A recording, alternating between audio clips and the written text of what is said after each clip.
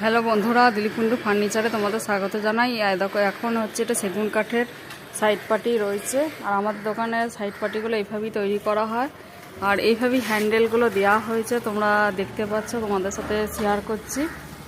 এটা 17 ইঞ্চি সাইড পাটি রয়েছে, আর এটা পালিশের কাজ চলছে এখনও। তো তোমাদের সাথে এই দেখুন, আমাদের জগন্নাথদা এখন পালিশটা করছেন, আর এই সাইড পাটিগুলো ফিনিশিং পালিশের কাজ চলছে এখন। আর আপনারা এইভাবেই সাইড পাটি পেয়ে যাবেন।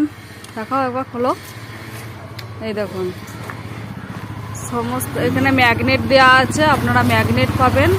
আর ওই দিকেও চেন দেওয়া রয়েছে। তো এইভাবেই প্রত্যেকটা সাইড পাটি আমাদের কাজকর্ম করা হয়।